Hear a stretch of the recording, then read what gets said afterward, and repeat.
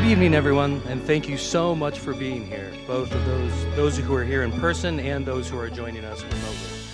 After the talk this evening, we are going to have an opportunity for a question and answer session. And so if you would like to ask a question of our guests, we will ask you to come up and do so at that microphone that is on that stand there. In 1963, Dr. Martin Luther King Jr. wrote Letter from Birmingham Jail a few months before delivering his more famous I Have a Dream speech. Today, we commemorate the life and work of Dr. King on the 60th anniversary of one of the most seminal statements on nonviolent civil disobedience as a way to fight for social justice. As Hanover College strives to build a more equitable, more inclusive, and more just future, this is an opportune time to think about how King's vision is related to contemporary work and struggles for social justice. While some in the audience have read Letter from Birmingham Jail, perhaps for class, our guest tonight is an expert on how its ideas play out in the streets, in the offices of nonprofit organizations and elected officials, and at the ballot box. I'm Scott Setchfield, Assistant Professor of Sociology here at Hanover College. On behalf of the Racial Justice and Equity Committee, the MLK Day Planning Committee, and with special thanks to the Committee on Equity, Inclusion, and Multicultural Education, it is my great and sincere honor and pleasure to welcome Shameka Parrish-Wright to our beautiful campus and community.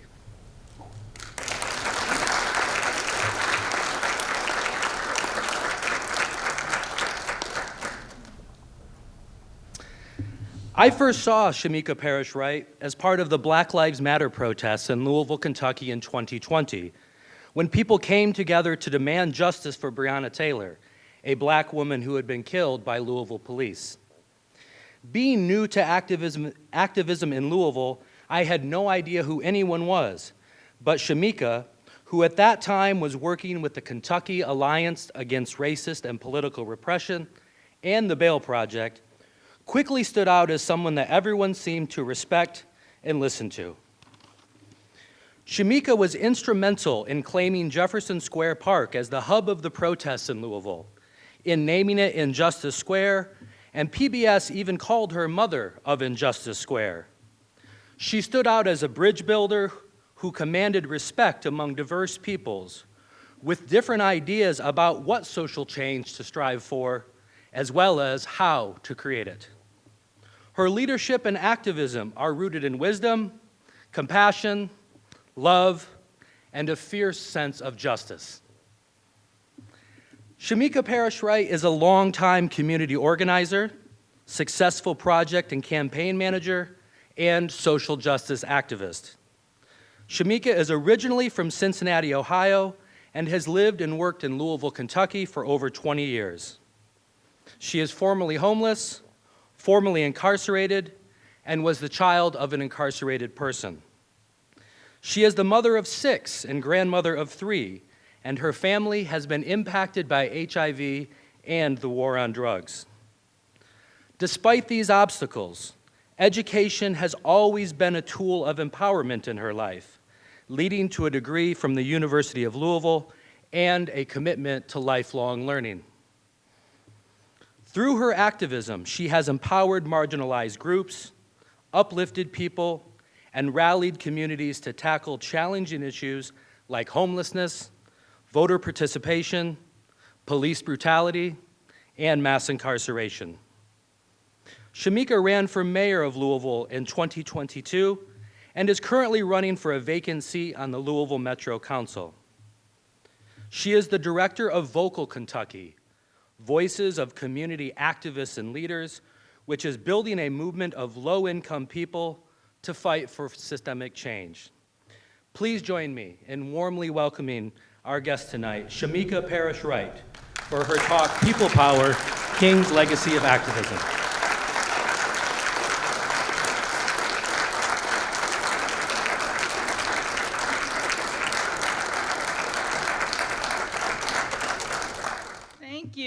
Thank you. Can you hear me? All right. Good evening, Hanover College. I am honored to be here. I'm thankful for Scott. which must have felt like herding cats to get me here, but he was dogged and ready, and thank you, Scott, for this opportunity, and thank you all for being here on a late, very windy evening here in Indiana. It's so many places to start from. If we had the time, I would want to hear and meet every one of you. I would want to hear what brought you here, what connects you to the world, what matters to you most. But we don't have that kind of time. But Scott has my contact information. If ever you just want to have a conversation, run something by me, I'm all about being a connector in this work, a connector, because I represent, every time I show up, I represent myself, my husband, my 6 kids, my 3 grandkids, and my community that has struggled with so many issues over the years, but find light in doing good work. So that I know who's in the room, I thought of something that I can ask you to do. I figured I'm going to a college. I remember when I was a student, you get tired of PowerPoints, so I told Scott I was going to skip the PowerPoint. But I do have something that's interactive that I want you to participate in. Don't think too hard about it. Just do what makes sense. If it speaks to you, raise your hand. And if it doesn't, it is okay. All right? So we talk about Martin Luther King a lot and about the activism and about doing service, but it's important to talk about engaging people and accepting or taking on a role in social justice, right? He made a decision to be in this role. Actually, he was put in that role. He had all kinds of things running around on campus, very busy, and I've heard this from really, really good sources. And then the elders decided that he needed to be the voice. And when I speak about Dr. Martin Luther King Jr., I like to lift up Coretta Scott King because she made some sacrifices to be who she needed to be so that he could be who he needed to be. And many women do that.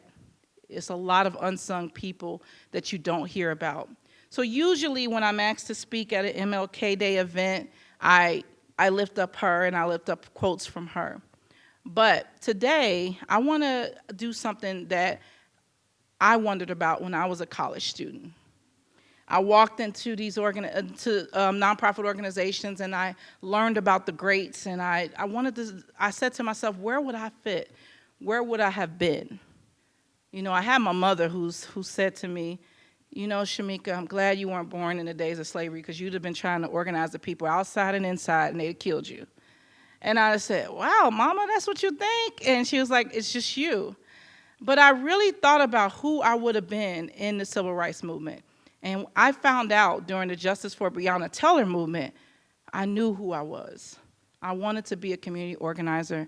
I wanted to be a leader. I wanted to be a connector. So, right now, your role is valuable. It starts here. It's every day. You even showing up for this talk means a great deal. Because, you know, when it's about MLK, you get all the usual stuff. And you can choose to stay home, but you chose to be here. So I'm thankful for that. But who would you have been during the civil rights movement? Now, if some of you were in the civil rights movement, please acknowledge that. But I'm assuming most of us here were not. So let's see who's in the room. Every movement and action has key roles. Everyone. So when we started doing work and organizing with the Justice for Breonna Taylor movement, people said, how did you know to do this? Where did you come from? It was the role that we've always had. Myself, my dear honorable friend, Representative Attica Scott in the audience, we continue to show up because that's who we are as mothers, as leaders, as people who give a damn. So there's many roles. I won't have the normal titles some people use. I'm just keeping it 100% with you. Let's see where you fit. So if I name a role and you identify with that, just like I said, raise your hand, okay? If some of you too shy to raise your hand, nod your head. or you could text me or message me on Facebook later and say, here's who I was. All right. So, elected officials, well-known clergy, or community leader, who of you think that you would have been that person during the civil rights movement? Elected official, well-known clergy, or community leader? Okay, I like that. Yes, own it. Thank you. All right, security helps keep people safe in marches and meetings, help protect the leaders, shows up always on the lookout for the opposition. Who would have been security? I see a hand, I see a hand. I'm liking this, I know you, yeah. I see all these hands, she's a weightlifter. All right. Young person, college student. Now, don't be surprised about that role. Many of the movements were started, many of the big actions were taken by young people and college students. So who of you would have been that college person or young person that was engaged in the movement? Maybe you had to sneak out the house. Maybe you showed up with your school. Any college students that would have been active during the movement? All right, I like that. Don't be scared to show people who you are. All right. Artists, entertainers, documentarians, photographers. Okay, I see that. If you're doing a lot of lives and taking pictures and Instagram, please raise your hand. That's you. Orator or face of the movement. So who would have been a speaker? They deliver speeches. They get people engaged. They get the crowd riled up. Anybody who see themselves as an orator, speaker? You better, Representative Scott. Yes. All right, I like that. Okay. Logistics, supplies, they provided meals, transportation, support. They even babysitted kids. They walked dogs. They did all the things. They delivered food. Any of you see yourself as somebody who helped provide logistics? I knew we would get more hands with that. It's important, and it's very valuable. A lot of movements don't talk about those unsung heroes and sheroes, but they were very, very significant to make sure people like me, Representative Scott, many of you show up and are able to sustain a movement. Very, very important role. All right, rights to speeches, communications, media, press kits, nowadays social media, all of that. Who would have been that person that would have helped provide the story, the speeches, the language, the media, the press kits? Come on, some of y'all want it. Okay, thank you. This is good, I like that.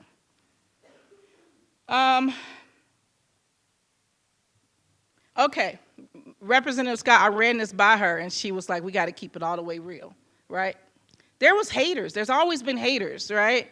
And she said, we got to keep it all the way real and acknowledge the haters. I don't think there's any haters in this crowd, but we have to acknowledge the role of haters. They help us deal with conflict resolution. They help us stay on our game. They help us have ways to respond that gets attention. Haters keep the movement a part of, keep going in the movement, and they keep you going, even if it starts off as a negative thing. And a lot of haters are converted to activists and friends later on. They just don't understand in the beginning. I don't think I have any haters in here, but if there are some haters, you can raise your hand. Y'all gotta loosen up. It's a real thing. They were like, look, I'm not a hater. Okay.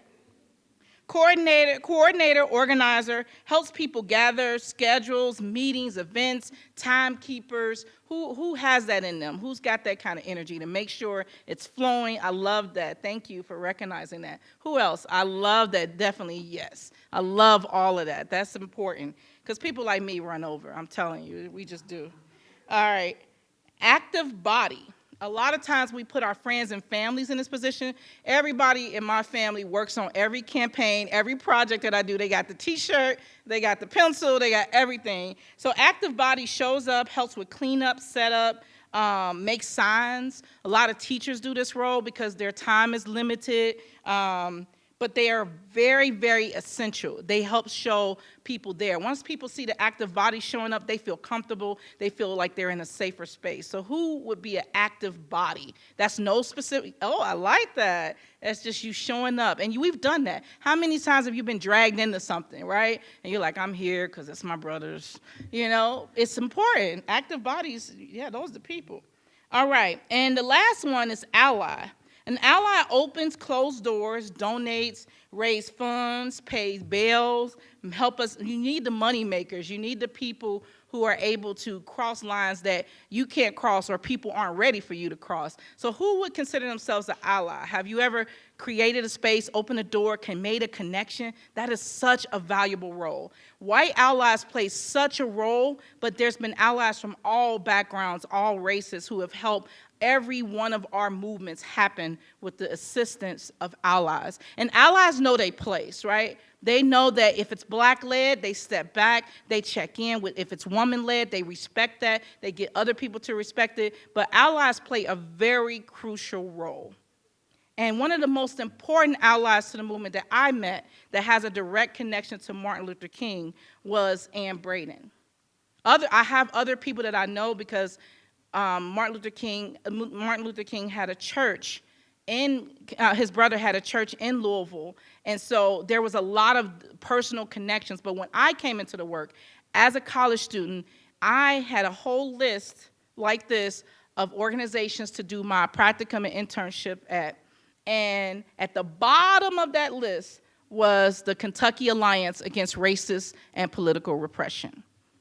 And I looked at that list and I saw all of my colleagues going to Home of the Innocents, YMCA, more service-based, because I was social work and human service major. And I saw them going to those directions and I said, At the bottom of that list was the Kentucky Alliance Against Racist and Political Repression. And my advisor said, Shameka, are you sure you want to go to that place? It's a different kind of place. I said, that sounds grand. The Kentucky Alliance Against Racist and Political Repression, like you naming it right now, and that's the work you're doing across the state? Yes, that is where I want to go. It was interesting. I called and made an appointment so that they can interview me and see if it was a great fit. I showed up at 3208 West Broadway in Louisville, Kentucky, and I lived like blocks away in the West End in another, I rode past and didn't realize, but I was searching for this big grand building, not as big as this. This is really nice. But I was searching for a building that was like represents the Kentucky Alliance. It had to be big. And it was this old house that was turned into an office that was so dated. When I walked in that Braden Center, it was like I walked back in time. I was looking around like, oh, okay, and there was a beautiful woman on the phone, and I had talked to her. I didn't know if she was white or black. Her name was Alice Wade. On the phone, she sounds like a Southern white woman, and I get there, and her name is Alice Wade, and then she's like, I'm Alice Wade, you sure you want to be here? And I said, yeah.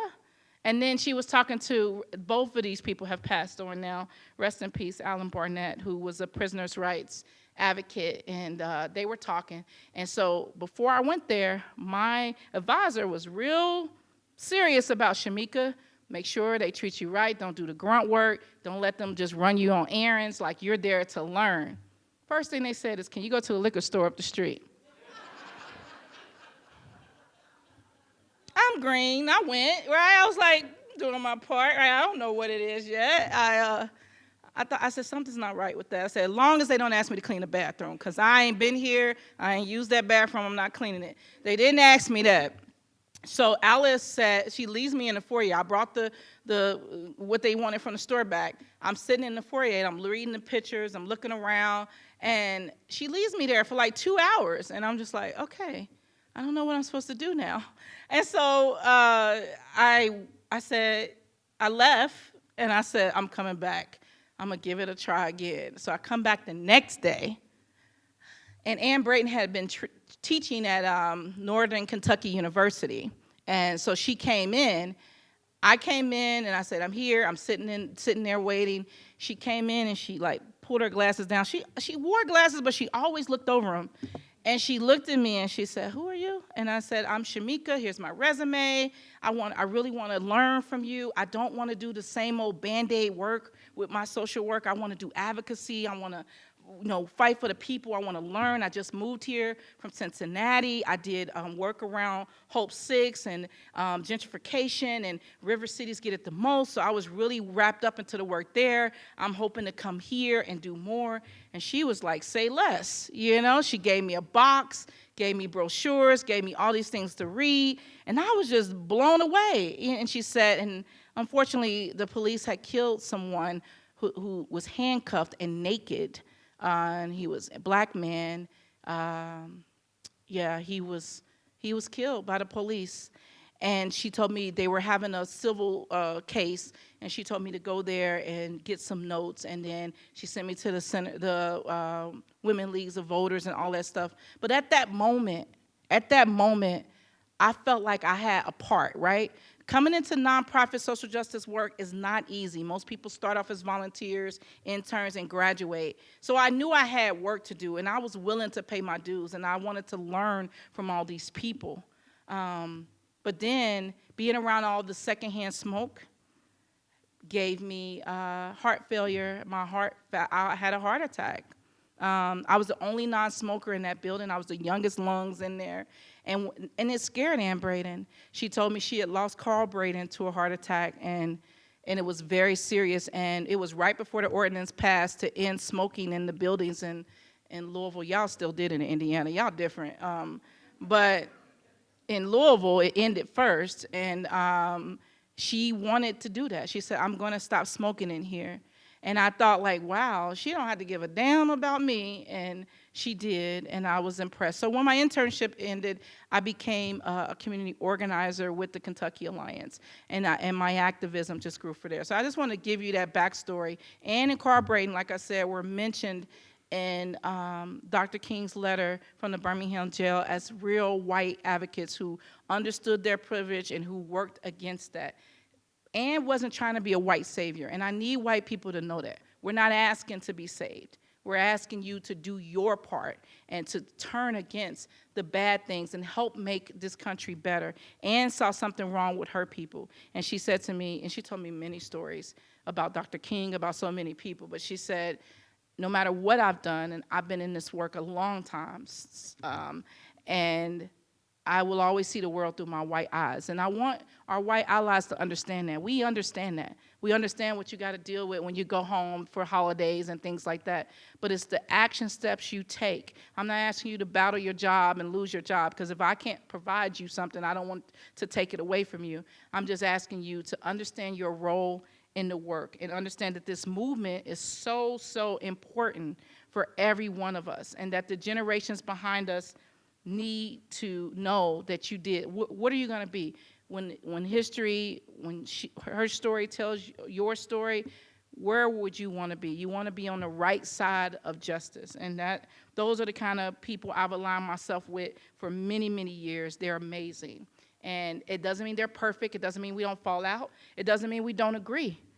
But I know that their intentions and their actions are to change. I'm very supportive of Louisville showing up for racial justice. I don't know if there's a version of Surge here in Indiana. I've worked with the one in Kentucky and the one in Ohio.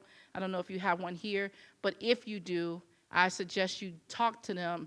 And it's not about beating you in the back of the shed. It's about telling you your role and how privilege gives you a different outcome than most people have who are marginalized. So just to pay attention to that. So it wouldn't be an MLK Day if I didn't tell you some of my favorite quotes. So I picked out 4, and I just want to read those to you because they're important. I know it's been more than 50 years since the assassination. He died at 39. That's fairly young, and what I see now is activists dying even younger than that. They always have. We have so many untold stories of people who were killed because of their role in the movement. So I wanted to share a couple of quotes that are significant to me. Faith is taking the first step even when you don't see the whole staircase. I look at the movement work like that. I look at that arc that we talk about, that our ancestors talk about, that bend towards justice. I told the group at dinner, I feel like it's stuck in the middle, right? And we all got to do our part to push it. And we may not see the outcome in our lifetime, but the people after us will. You can kill the dreamer, but you can't kill the dream. And some people use that with Fred Hampton as well. But I think that it's important to know that. Like, the dream continues, the vision continues if you put the work into it. Keep feeling the need for being important. Keep feeling the need for being first. But I want you to be the first in love. I want you to be the first in moral excellence. I want you to be the first in generosity. And that has been important. And even when we were doing the work down at Injustice Square, some people, because of their jobs and their status and their connections, all they can do is drop off items or meet me around the corner and give me masks or give us supplies or drop off water. That generosity made a difference. It made a difference to the young people that were showing up, who sacrificed their jobs, their homes, and everything to be there, to know that they were supported. They had nutrition. They had medical support. We had therapists for protester wellness, because it was a lot of trauma bonds, a lot of trauma happening while we're standing up against injustice. The police continued to bully us and attack us and arrest us. I was arrested with Representative Scott. Wasn't trying to get arrested. I didn't even have a number written on my arm. I was doing all that training to train people on what to do when they get arrested, that I wasn't prepared when we got arrested, because I didn't think we were going to get arrested. We were trying to make it to Sanctuary, to First Unitarian Church, and we were literally less than a block away, and they cornered us before the curfew time, and they arrested us. When they arrested us, the reality of that, like, I didn't plan on it. My family and friends and my lawyer friends that said, Shameka, don't get arrested. I hadn't planned on it. I just wanted to make sure people had the support they need, because I was providing me and my team was providing a lot of the jail support and the bails and stuff. So you arrest the resource, right? Just in our group, they arrested a state legislator. They arrested the bail project leader. They arrested a Feed Louisville leader who feeds people. They arrested Rhonda Mathis, who's a civil rights icon in Louisville, Kentucky. They arrested Dana Ayana, who is an indigenous, amazing Native American woman who's doing amazing things. And Ashanti Scott, college student, 18-year-olds, 19-year-olds, they arrested us all together and corralled us and gave us bogus charges. And because of the pro bono support of amazing lawyers, criminal defense, corporate, some of them probably hadn't been in the courtroom in years, because of that support, we got to fight that. And our charges got dropped. But over 1,000 arrests, and there are still people today in 2023 who are fighting their protest-related charges from 2020. They played a long game. And so what I thought would be fitting today is to give you some tips and things that I've used, and many of my friends in my accountability circle continue to use to stay in the long game.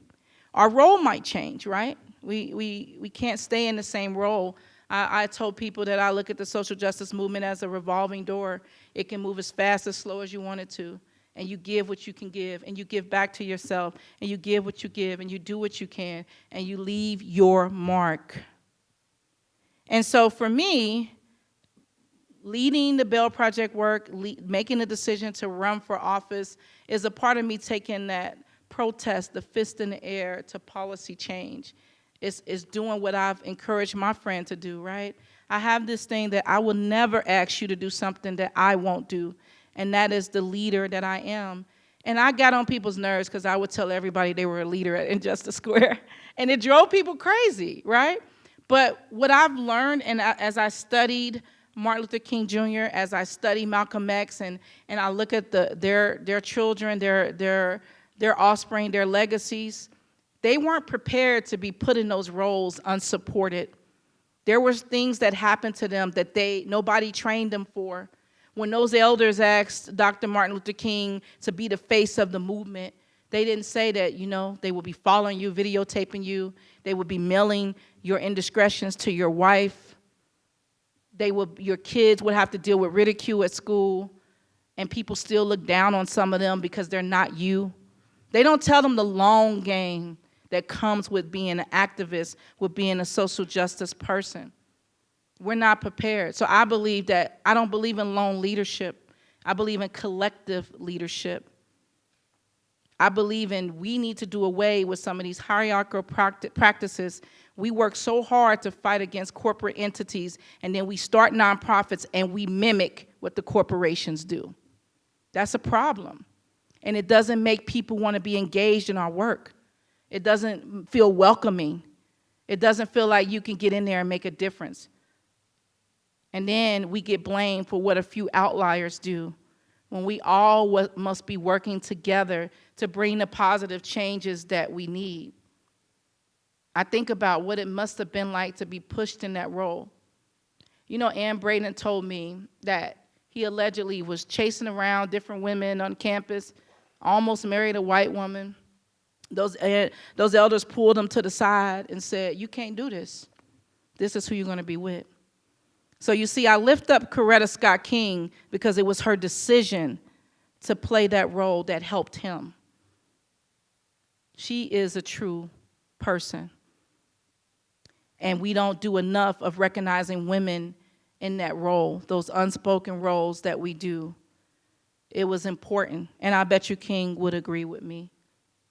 But the movement is not shy of its misogyny and all the other isms and the things that we deal with. But this woman was beautiful. She came from an amazing upbringing. She was an artist. She chose to be in that role. I didn't know those indiscretions about Dr. King. When I grew up in Cincinnati, I only heard about the I Have a Dream, right? I didn't hear about all that stuff. And Ann said, "Where you been, in a bubble?" I was like, I didn't know all these things, you know? I knew this King, but it humanized him for me.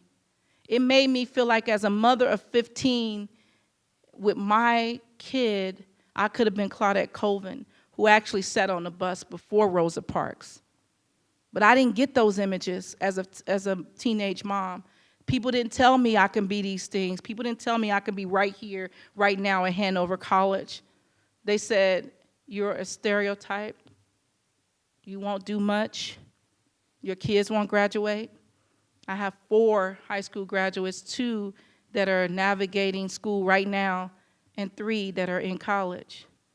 That ain't happened in my family on both sides in generations. There's still a lot of firsts to be made and a lot of firsts to be had, and we still have so much work to do. Every state has its challenges. Every state has its Martins, its Atticas. Every state has you. So if you're going to be a part of the movement moving forward, there's some things we need to be clear about. Politics are who gets what, when, where, and how. I learned that in a class at U of L with Dr. Ricky Jones. He probably coined it from somebody else, but I learned that from him. And it resonated with me, because a lot of my family like, "Why the hell do you want to be a politician? You know, why do you run for office?" I said, "I want to be a part of change. I want to change things. I want to understand the system that I'm stuck in." So my organizing and activism comes from a personal passion, being a daughter of a father who spent 40 of his 56 years on this earth, in and out of jail. I'm his only child. And watching that, he raised me from a jail cell, the letters, the communication. He helped me fall in love with amazing poets and like Langston Hughes and the Harlem Renaissance. And he would send me these. I thought he was the most magical man and so intelligent. And I didn't understand how he let crack or a little drug drive his life, right? I was angry at him because of the sexual abuse I went through, because of the moving 17 schools, not because I was bad, because my mom couldn't afford the places where we live, because we lived in efficiencies, because we struggled with homelessness. 17 schools moving and changing, moving and changing. And then I get to Louisville, and then people want to question my blackness because I had relationships across lines of difference, because I knew white people. I grew up with poor white people. I had a best friend that was a white girl. And I understood we had a commonality. We were stuck in poverty. We dealt with a lot of the same things. She was across the street from me. My mom would warn me. She would warn me. And it wasn't until I took Ann Braden's class at U of L that I realized she asked a question. She asked us to write a paper on our first time dealing with racism. And I was thinking of like, in your face, you know. Nobody ever called me the N-word directly. You know, I heard my family talk about stuff, But I hadn't really experienced it. Most of my hurt and pain came from people that looked like me. So I couldn't find a way to resonate. And then I started to think about my best friend then named Amy. And I thought about her sister, Charmaine, who was known for dating all the black guys in the neighborhood who people said all these terrible things about. And I'm a read a book for myself kind of person. So I didn't want to believe that stuff. Amy didn't want to talk about it. One day, Amy wasn't home. And Amy, she wasn't home. Charmaine came outside. I happened to come outside, and I was like, where's Amy? Because we used to do Rent-A-Kid together, where we go to neighbors and cut their yards and all that stuff. And she said, she's gone. You want to come with me to the store? And I said, oh, yeah, it was J.J. Newberry's. I don't know if you ever had one here, but downtown Cincinnati had a J.J. Newberry's. And I went with her. It was tri-level. We went in there. On our way in, I had on my medallion. Back then, this had to be the early 90s. I had my black and proud. I had on my Malcolm X sad little rope bag. And she asked me, could she carry my bag? And I said, yeah. And she gave me her purse. And so I go and purchase the things I want to do, and I'm looking for her. I can't find her. And then when I get to the exit, she comes to the exit. Well, the store clerk pulls me and grabs me, and I said, what are you doing? You got to come with me. You got to come downstairs with me. And then I see her. She's got the fear of God in her eyes, but I still ain't even resonate what's happening. Take us downstairs, and the table's there. They have my purchase. They put it on the table. They dump out the Malcolm X bag, and it's all this stuff in there. And then the clerk and the store manager take their hand, and they slide all of the stuff over to my side and said, we know you made her steal. I said, what the hell? I said, Charmaine, you better tell them that this wasn't me. You asked me to use my bag. And she said, she didn't say anything. That was the problem. She didn't say anything. And I didn't understand what was happening. All in my head is my mama saying, you're going to learn by hanging with them white people. And I used to be like, nah, Ma, I think that these are great people, right? And I said, my mom's not going to come get me. She's going to leave me here. And they take us, and they put us in a police car. And I was angry and violent. I did punch her because she did not say what she did. We get to the juvenile detention center. Her mom comes and get her immediately. I don't think she was there an hour. I sat there. I called my mom. She said, I told your ass, sit in there. I sat there 3 days, 4 days, had court again. And I was forever, I thought about that she used her privilege. And when I thought about it while writing this paper for Ann Braden, I said, wait, the cop was white, the store clerk was white, the store manager was white, Charmaine was white. It wasn't until I was in that class that I realized at that moment she chose privilege, you know? And so when we make decisions on it, you never know the impact of that, right? That didn't make me hate white people. It didn't make me not want to work with them and do things, but it made me conscious that at any given moment, I am the most vulnerable person in the room. And I must always remember that in everything that I decide to do. So it didn't stop me for giving them. My family said I was weird, but I actually believe in change, and I believe most people want to be good and want to be on the right side of things. So let me give you this list, because it's 7:42, and I want to answer any questions. But I'm telling you these stories so that you can understand when a person, and especially a black person or a marginalized person, a person of color, a poor person, decides after everything they're dealing with in their day-to-day life that they want to be a part of this movement. We must create spaces. We must welcome them. We must be open to listening to what happened, and we must meet them where they at. We must try to understand that it's going to be loud. It's going to be messy. Some of you are going to be scared, but you have to show up. And you have to be consistent. And that's what we did during the Justice for Breonna Taylor movement. That's what Martin Luther King Jr. did during the Civil Rights movement.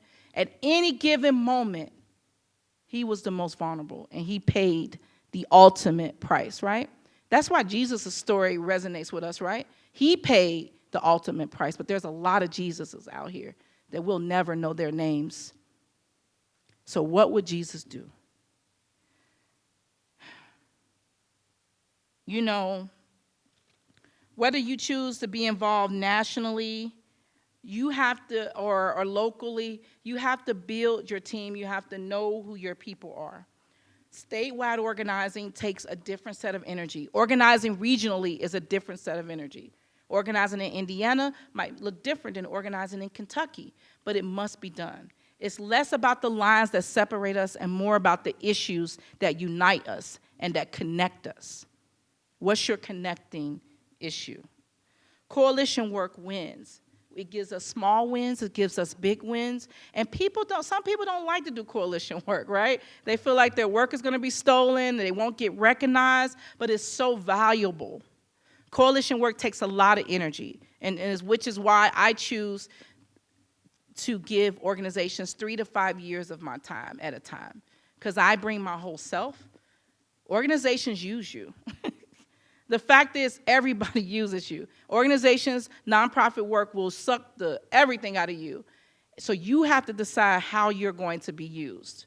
So when I had to make the decision to work for an organization, I'm not just bringing Shameka, I'm bringing my family, I'm bringing my friends, I'm bringing my connections, my resources. And so I give a lot because I believe in the work and I have that faith to see beyond that first step. How to recognize wins. We have to recognize what a win is. We were at the dinner and we talked about, at the end of the day, we got a judge elected to replace the judge that signed those 5 death warrants for Breonna Taylor. Not saying she woke up and did that. She said she was going to do it, but she did it. 5 warrants in 12 minutes. We know she didn't do her job. We did get that one significant win in having her replaced with Tracy Davis, who is now, and she's run for judge 2 other times, but this time it was solid, and she secured that win because people started to understand that Judge Mary Shaw started it all when she didn't give Breonna Taylor or Kenneth Walker the due process they deserved. We wouldn't have had no uprising at that moment. But Breonna ended up being the perfect victim, and I hate that, right? They tried to bury her, but she was a seed. They tried to tank her name, but she once worked for the police. She was an EMT. She was hard for them to tank. And that was the people of Louisville and everybody else that did something about that helped make that come about. But that was the one big win, is that we replaced that judge. She was unseated as an incumbent, and that was powerful. Strategic planning. When we started that movement, we didn't have time to plan everything. I literally was picking my brother up from prison after doing 10 years. Same judge that gave my daddy 10 years at 30 years old gave my brother 10 years at 30 years old.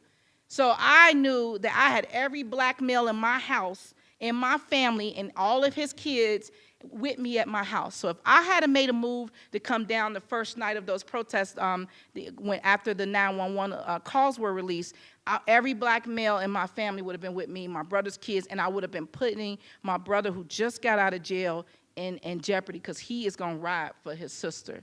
So when I got the call that everything was jumping off, I said, I have to be with these black men in my family. I can't put my brother back in jail, but I'll be down there. So that was May 27th. By May 29th, 2020, we set up in Justice Square, right at 6th and Jefferson. But that was literally all of the planning, right, Rev Scott? It was so many people, so many young people who were mad, who were ready to put their bodies on the line, who were ready to die. And it wasn't just the young people, it was the seasoned people too. And I said, every movement needs a base. But it was COVID. We all really couldn't be in the buildings in the same way, so we used the Braden Center to plan and have meetings and to store items from the park and all of that. And then we met at that park every day until we built it, and we just had a space. Some people came down there and yelled. Some people danced. Some people video recorded. Some people took pictures. Some people looked like they were spying on us. Some people looked like they was listening to us. It was an amazing, beautiful, ugly, and scary thing all at once. But it was important to be there and be consistent every day. And we had all eyes on us. So the strategic planning, we had to develop that as we went because some people weren't ready for that. They were ready to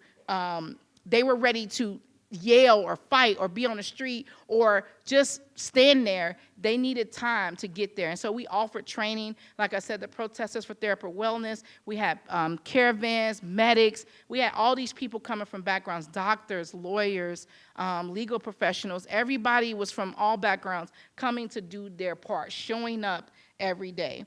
That was all we could do in the beginning, you all. But we did have notions to do. We pulled people out and we trained them. Travis Najdi was one of those people. He wanted to be trained. He wanted to lead. He was killed. And it really, I haven't been the same since he was killed, to be honest with you. But it was a lot of young people like Travis who had a rough life, who said to me he didn't think he would make it to 23 or 26 like Breonna, but he died at 23. But, you know, when that happened, Travis found his life in this work. He found his purpose. He just wanted to lead the marches. And I said, take it, you know? You only can wait so long. And Ann Braden told me that because I was waiting for the black leaders to give me my shot at the title. And she said, Shameka, you keep waiting for them to give it to you. You got to take it. And you have to take it respectfully as you can, but take it because they're never going to do it. And she was right. And that's what I had. I gave Travis that same information. But he was amazing. Rest in peace, Travis Najdi.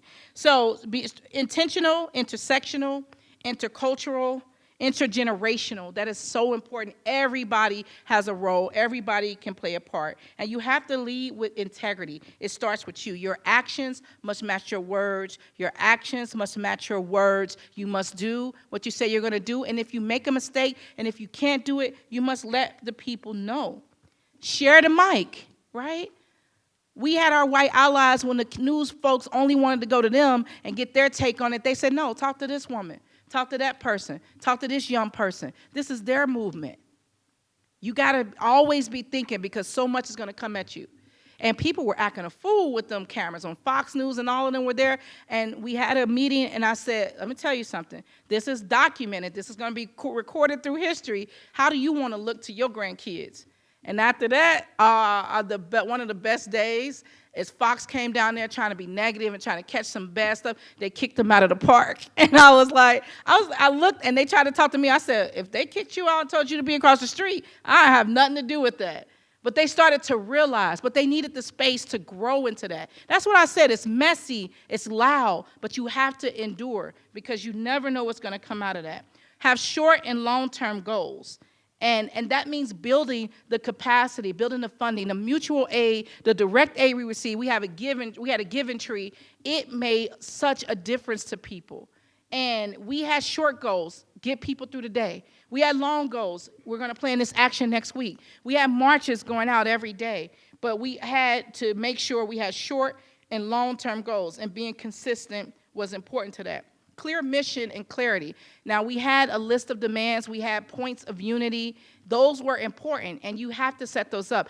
We had other uprisings and civil unrest folks that were from Minneapolis and all over reaching out to us and saying, hey, how do you all do this? How do you all sustain this? So we shared that information. We shared best practices, and they watched us, and they were wondering how we did it. But we were clear that we were there for the purposes of getting those officers arrested, we said fired, arrested, and prosecuted. Those were the main three things. And then we built on to the demands as we went. And we took a great deal of those demands from the family, but also a great deal was from the community who has been dealing with police abuse and police inaccountability. Our police are corrupt.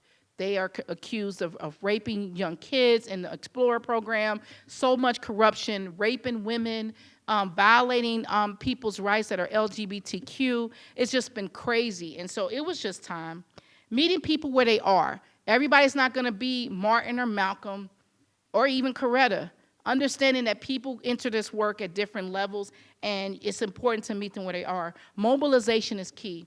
People do look at the numbers, but we made sure we showed up, whether it was 20 people there, 1,000 people there. Sometimes you couldn't see the ground because so many people were there. And sometimes you didn't see it. So when it rained, it deters certain people. But we had consistency. That mobilization to show up at those council doors and Frankfurt and all those places really made a difference because they don't want to see us coming. So you got to do the outreach. And doing that outreach means you're meeting people where they are.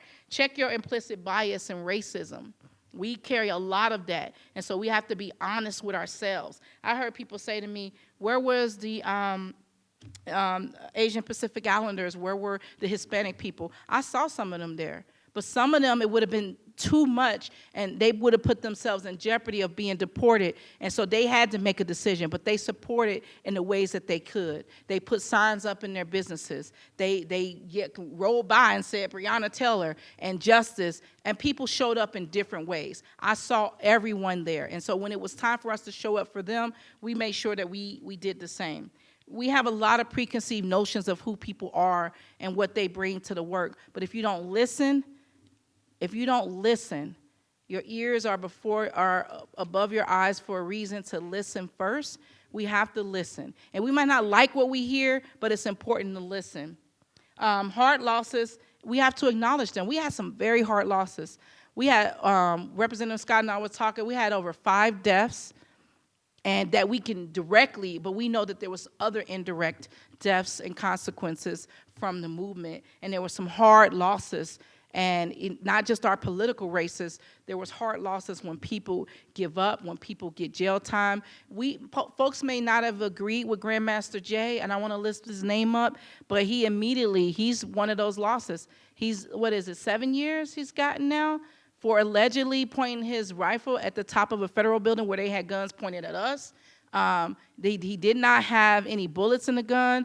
They watched old footage, and they went back on all that footage and started putting warrants and e-warrants on people, and that tells you that's that long game that I'm talking about. The interim chief said to me, we got hours and hours and hours of footage of people doing all kinds of things in and near and around the park. I said, so what? That's a microcosm of the city.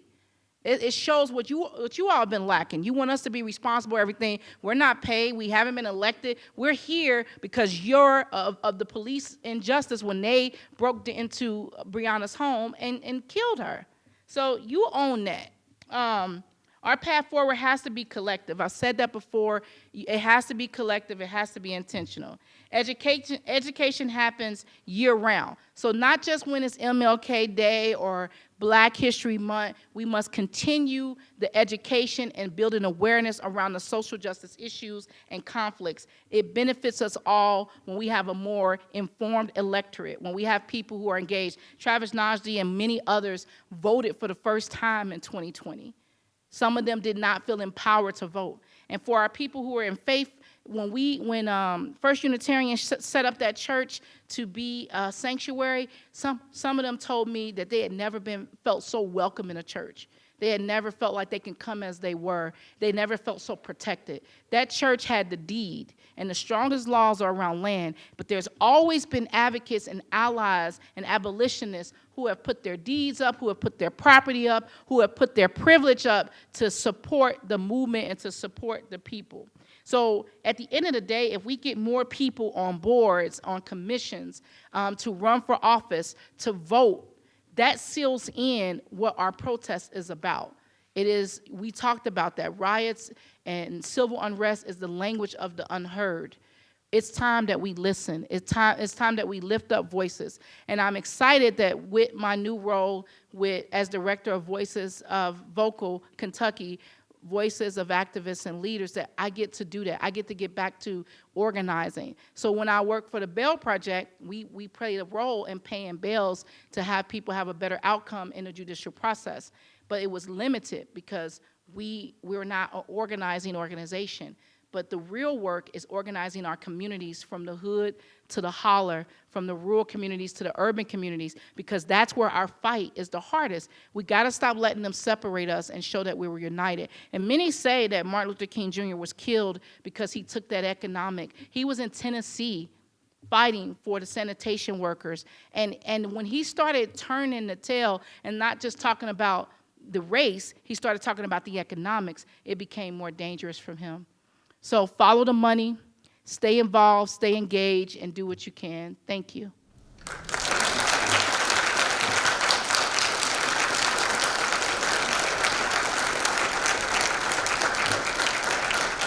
Okay, and we have time for audience questions. So if anyone would like to ask a question, I invite you up to the microphone to ask that question.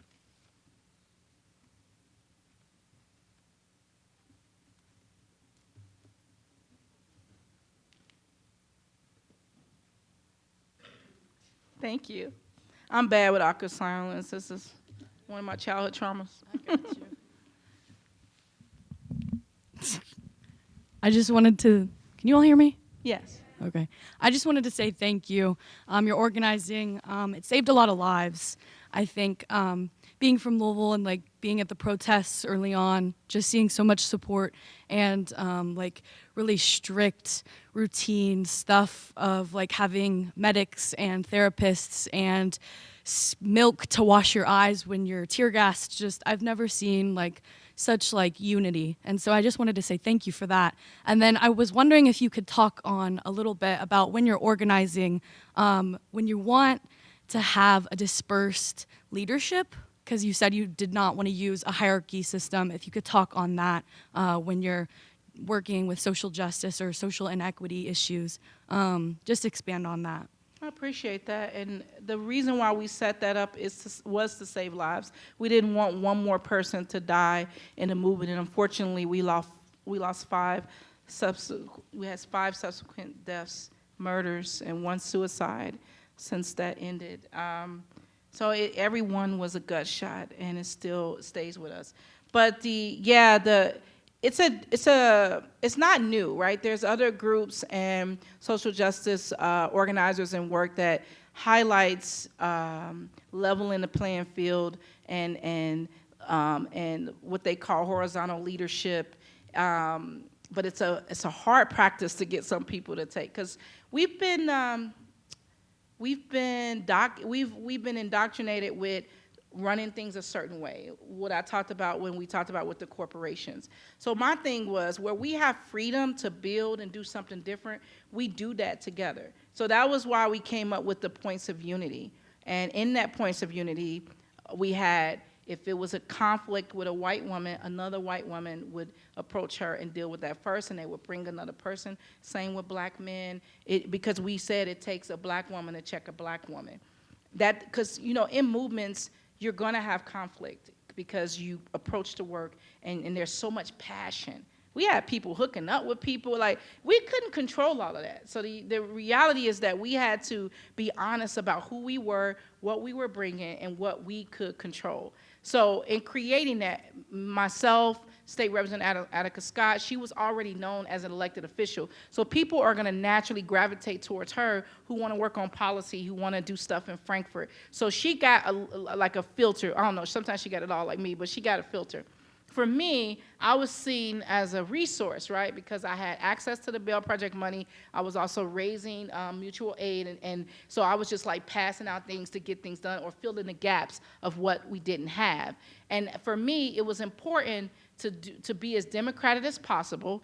If it got that bad and we needed to take a vote or make that decision together, it was important for me to send the media and to point out other leaders of different things. If it was somebody that did training, it was the medics and the security. They don't like to be in the paper and stuff because some of them do a lot of underground work. So it was for me to stand in the buffer zone when I need to. It was our faith groups to come in, and they actually locked hands and blocked the police many times. All of our clergy from different denominations, from different religions, came together. So it was about people organizing in what makes sense to them. I mean, that's, when you think about the origins of organizing, it starts with who you are and what matters to you first. But it was a lot of like sorting where people came, and then you had people who just wanted to be trained. You had people who wanted to make money off the movement. That's the reality. You had people that did. By the time of the end of 2020, I had gotten some information that over 90 million was raised under Ahmaud Arbery and Breonna Taylor and George Floyd, and not much of that came to Louisville. I don't know what went to those other states respectively, but that told us that we had to have us. We got us. We can't wait for city government. We can't wait for Oprah gave money to Breonna Taylor's mom. Beyonce and them gave money to Breonna Taylor's mom, but that didn't come to us. And so we had to realize that we were out here and we couldn't wait for that leadership from Breonna Taylor's mom. She is definitely a great leader, a great spokesperson, but a lot of times the family of the victims is thrust into this new limelight. So there's a whole adjustment period. There's a lot of people with their hooks in them. And so we couldn't focus on that. We had to keep building. So the repeating the language, being consistent and saying, you are a leader. People coming to us and say, I want to do this. Can we do this? Because you got a lot of people that want to drop off their ideas, but then they don't want to see them through. I'm with you. I'll meet you halfway. I used to tell people, I'll help you take out the trash, but I'm not bagging it for you. Because it got to the point where if they had a conflict with a black man or a black woman or somebody, they want to use you to get at them. And then it looks like Shameka is going, being wrong with the black people. And I couldn't have that on me. And so it was important that we say, you want to work on something, help us do the work. We get there together, that's what that meant. And that's why I took and used We Get There Together in my campaign, because it was about us coming together and bringing our resources. But yeah, constantly pushing that, even with clergy. We had black women preachers who were down there with us, who a lot of times they were overlooked or weren't invited to spaces. We had to, when we were in a space, we had to make room. That's what it is to be an ally. We had to say, no, why don't you have this reverend here? And so we go into our own elitist and all of that stuff, and we had to constantly push back. What made me really worried is I was homeless before 2 times in Louisville, and the homeless folks helped us hold down that park. We couldn't have did it without them. And people don't understand, it actually takes skills and knowledge and everything to be homeless. It's not an easy thing.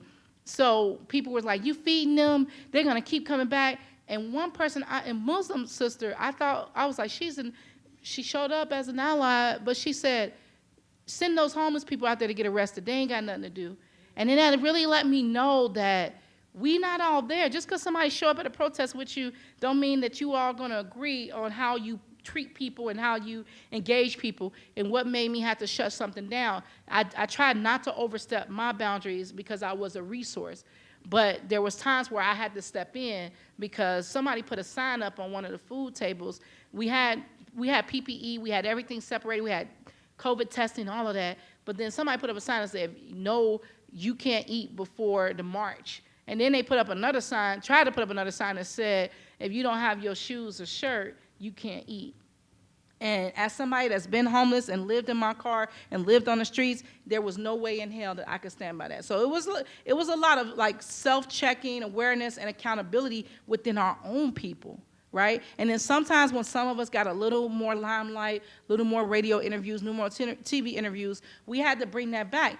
Well, if you're here and people see you consistently, then they're going to naturally go to you. But if you here and you want to be the media press person of the day, please do that, because Lord knows I don't know what's going to come out of my mouth, and sometimes I'm a curse. So I would rather you come and talk to them. I'm not trying to hog the limelight, but I think that we had to constantly do that. So we had some friendships that we started with and we traveled with, and we had to constantly recheck and meet, and sometimes we had to like take a meeting off-site so that we can be present and say, hey, I didn't like the way this went down. Hey, here's where I need your support. So it's always doing it, and the work is ongoing. It's like, if I can't leave anything else with you all, I want to leave, you have to do both and.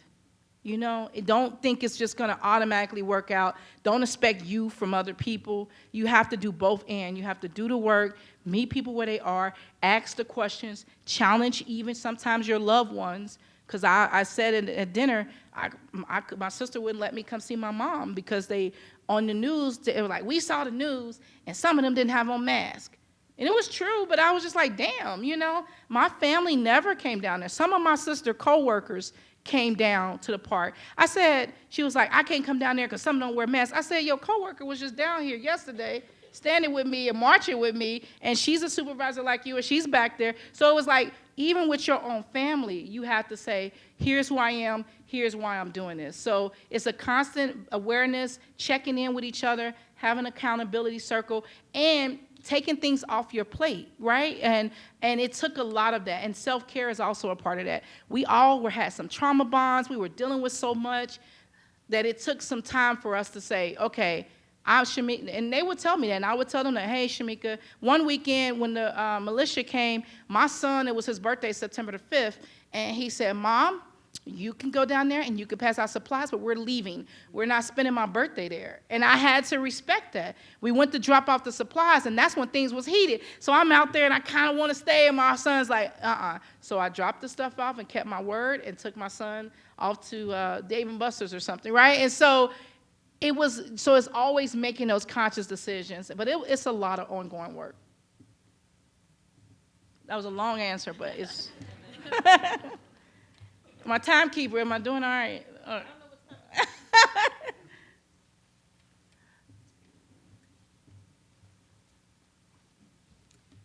Hello. Hello. Can you guys hear me? Kinda? Okay. So I wanted to ask about how you respond to those who question the authenticity and like the validity of the Black Lives Matter movement. I feel like outside looking in, it kind of steered a lot of people away from support just because it was so chaotic. And all that was reported on the news was just violence. So when people wanted to support, all they saw was, their communities being destroyed. And they're like, I can't be a part of this. So I just want to know ways that you can kind of talk to those people and let them know that there are actual people that are trying to help, and that, there are radicals also that, use the cause for other things, and, just staying true. Great question, and a question I had to deal with on my campaign because, they said Black Lives Matter leader running. So we dealt with that a lot, and Black Lives Matter, let's be clear, is a continuation of the Black liberation movement that has been ongoing, period. Even after and before Martin Luther King, there's always been a Black liberation movement that's shown up in different ways. Black Lives Matter, the birth of that was actually beautiful, but it's a chapter of what's been ongoing in so many different ways. And we were there, and when the things around Mike Brown and all those things, and we brought that work back home to Louisville. And then there started to be, we started to split and go into different ways, right? Some of us went into office, some of us ran organizations, some of us just went home, and there's a core group of people, especially for our Black Lives Matter in Louisville, who stayed with that work, who built it. And at some points, there were more white people in that Black Lives Matter movement than black people in Louisville. I can speak for Louisville. And then, so when the negative things came about, we knew that one, it was, they want to tank the movement. And when you make a mistake, or when something's too loud, or when somebody don't understand stuff, that is one of the ways they do it, is attack it, and they use the media to do so. Our media, our state is ran by about 5 or 6 very rich and affluent families who also control our media. And so we had to learn to tell our own stories. I think we had a group called the live streamers. Is it 502? 502 live streamers who emerged from the protests, who started just documenting, unbiased, just showing you what we saw every day. And that started to deal with some of the naysayers of saying, oh, it's these people doing this. They also showed the outliers and the outsiders who actually came in, and some of them tried to use the Black Lives Matter name to to attack and to tear up buildings and to give our movement a negative side. And so what we had to do is be clear. We met several times, and we decided that, hey, you're doing your thing, here's what we're doing. I will say that Black Lives Matter Louisville continue to do organizing their way, continue to do training, continue to work with people and bail out people, continue to help people who had cars towed and who lost their housing, and I would never speak ill of the good things that they did. But here's where we talk about with the leadership. The leadership, it became that the leaders were insulated so much so by white allies and white attention that if you say anything, if you don't agree, then it became a thing, and it was like you against them. You get cyberbullied, people start attacking you, and it just didn't help the narrative that was being spent around the organization. I'm still proud of the work and the ways that I've showed up for Black Lives Matter members and the Black Lives Matter movement. We had to take that movement from the one lone leader and use what it really was meant to be, as a collective social justice effort to keep the names and the lives of black people and marginalized people lifted among all the injustices that were happening. And we had to make a decision that we didn't want to lose the work of Black Lives Matter, but we didn't have to identify with some of the things that they were doing. So it became a division, but the work was too important to disregard the whole movement, and I will never do that. I can't speak, just like, I don't know, it wasn't here earlier today when I was speaking at another college at Bellarmine. One of the speakers, before she let us speak on the panel, said that no one person here is responsible for all of their race or all of their gender. It's the same for our social justice movement. I only can speak for what I participated in and what I saw happening. I think that movements have always been attacked in so many ways, and all of the movements are flawed. You know, White Lives Matter was flawed, right? A lot of it was flawed because of things that happen, and you have humans who are bringing in their own biases and issues into work, and they have to be trained and understand how to do this work in the most effective way, but they have to put themselves and their egos out the way. So I would never throw away the whole movement. I think it went through a lot of internal reconstruction and deconstruction, and we were separate from that. But we had Black Lives Matter, when they split and did whatever, come and protect us. Some of them protect my life when people were shooting at us. They stood in the way. They walked around with us. They came from, South Bend, Indiana. And they joined us. They got arrested in New Albany, Indiana, and I had to help bail them out and get them lawyers. They just showed up, stopped the fight, and the police beat them up and arrested them. And they just came from South Bend to help us in Louisville. So I think that if we put it all in one bag and we throw the movement away like that, it's not fair to those of them who show up, because it's bigger than the Louisville Black Lives Matter. It's bigger than one leader or another leader that may have done some things with funding.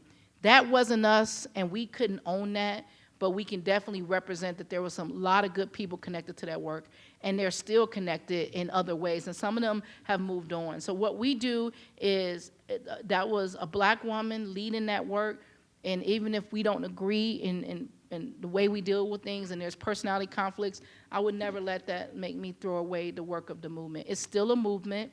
It still matters. I took a chance using BLM and Black Lives Matter in some of my campaign stuff, but that's because I didn't want to run from anything I was or had to be to get to where I'm at.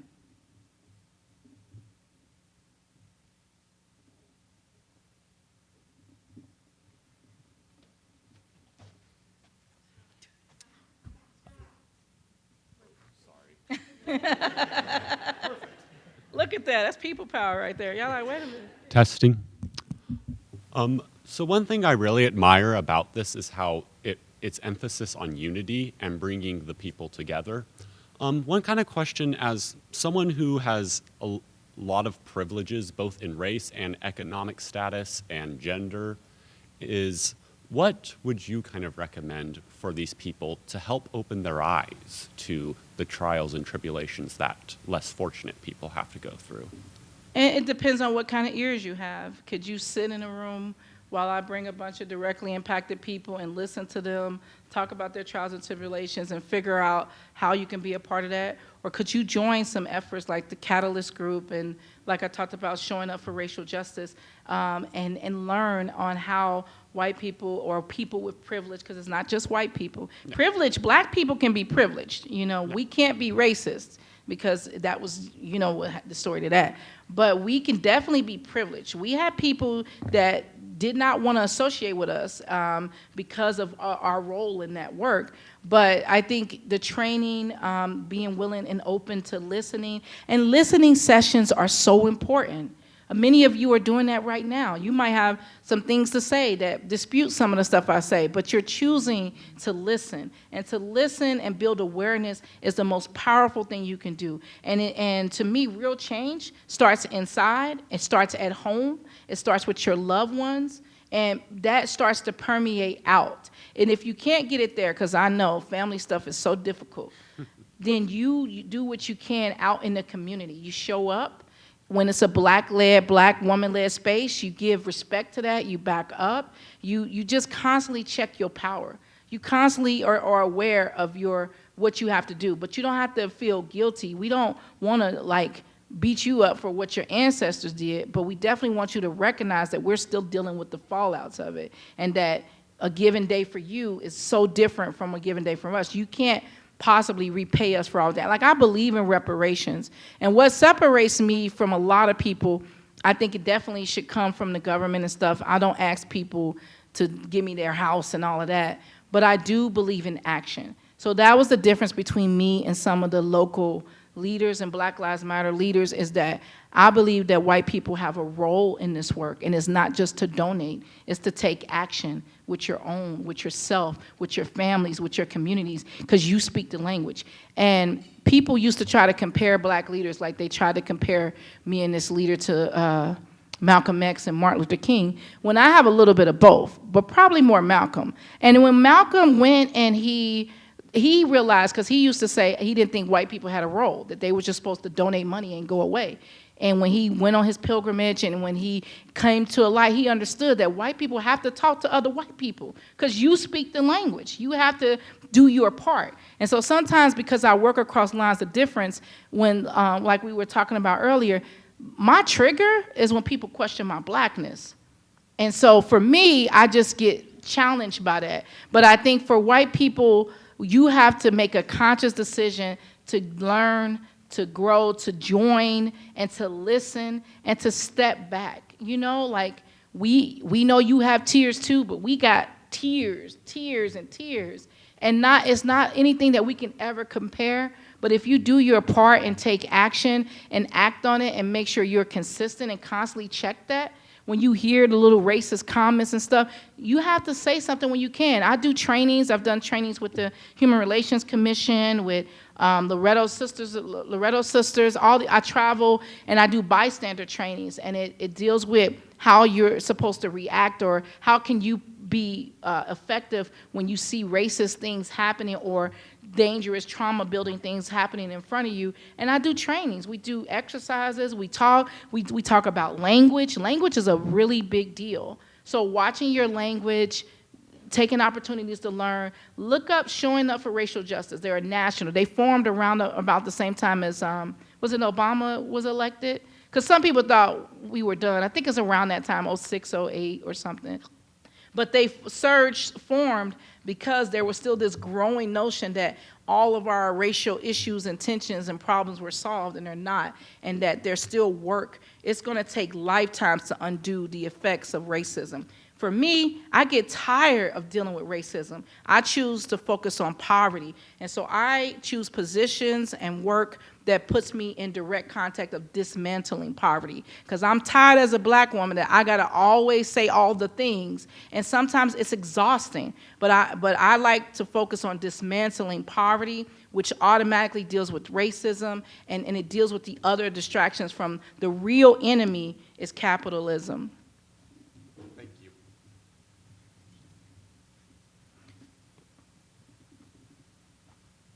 So we're good? I can talk, y'all. Hi. This is not really a question, Okay. but a tiny, tiny token of gratitude from Hanover to you both Aw. for visiting, for sharing. These are pens made by a biology professor who is our tree dude. And so quite literally a piece of Hanover, because these are pens made from trees that grew here on campus. And I hope you get to write tons and tons of birthday cards for your kids and grandkids, but that you also get to sign a ton of legislation that is going to call us in. Thank you. Thank you.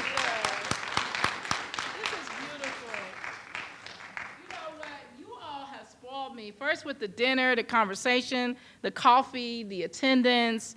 I didn't know what I was walking into. Just God had me a hello. I just appreciate you all. Thank you. Thank you so much.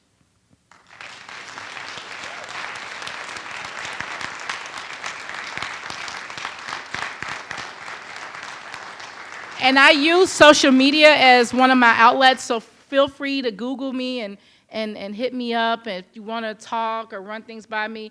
I just use it because, like I told you, as a teen mom, I never thought I would be here. When I was arrested and held on a $10,000 bail at 18 for defending myself against the son of a sheriff, I never thought I would be here. I said the same old prayer, God, get me out of here, I'll never be back. And I didn't go back until I was arrested for this. But I think it's important. I've done a lot of amazing things. But when you run my fingerprints, that at 18 years old, and that's when a lot of people become justice involved in their college years, it was important. So when the opportunity to work with the Bail Project came, it hit home, and then I was able to take that work home to Cincinnati. Every day somebody is sitting in jail simply because they're poor. I sat in there 38 days. I wanted to get home to my daughter. I was willing to take any deal they offered me, and I did. And he came to court. He told the judge, he said, I provoked her, I hit her, I did all these things, and the judge never looked at me because I was in a jumpsuit, and he was in a suit. And he said, I don't care what you did, it's no excuse for what she did. So as a black woman, I'm used to being unseen. I'm used to being unheard. And I use every bit of my platform to lift up the voices of people who are marginalized and who are unheard as women, as people, as poor people. So I encourage you to do the same. You never know what trail that's going to take you on. That daughter that was 3 years old when that happened, she doesn't remember that. She's 30 years old now with her own 2 kids. But I would do anything for my family, for my people, and for you. And my kids know that. So they share me with this movement. And I'll leave you with this. And one of the last assignments I had before I finished Ann's class, she wanted us to do a paper. I did one called Children of the Movement. There's a gentleman by the last name Blake who wrote this. He's from Atlanta, black man. He looked at the lives of amazing, well-known activists and civil rights icons, and he looked at their children. So he went and followed them and went and asked them questions and interviewed them. He even interviewed Martin Luther King Jr.'s son, the third, who many people say is a disappointment, who didn't follow his dad's trail. And he said, I never saw the dream that my daddy saw. All I saw is that my father wasn't here. It opens up with a quote that said, we don't know how to be activists, we know how to be parents. Well, many of us, myself, Representative Scott, many women are doing all of it at once. And every time that I'm in those streets for social justice, I'm away from my family and my children. So I have to make my time count. I have to tell them this is what I was doing. So I wrote the paper, and Ann, beautiful, so I gave it to her, and she said, I didn't think about that. She said, you know, she had 3 children. One of her daughters died at a young age. And she said, Shameka, I didn't even know what to do. I wanted to be respected for my work. She said that she saw a lot of white women getting in the movement to sleep with the black leaders, you know? And I said, well, Ann, the revolution can be sexy. She said, I know, that's why I stopped drinking. And I said, I don't know, Malcolm could have got it. She was like, Malcolm wasn't the one, right? And then she said that she saw Carl, and she made the decision to marry Carl. He was 10 years older than her. They both were journalists at the Courier-Journal in Louisville. I don't know what it was called then. But they were both journalists, and he exposed her to union organizing, Marxism, all the things, and he was really pivotal in who she became in her activism. But she said, Shameka, I didn't know if I was gay or not. I love this beautiful woman. I was a Southern belle. I didn't know if I was gonna live in New York and follow this act or be an actress, but I decided to be here and write.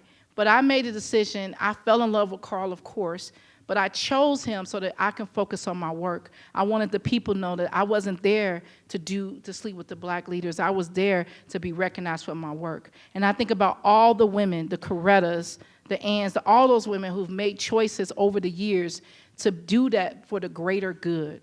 I'm asking you to do your part too. Thank you.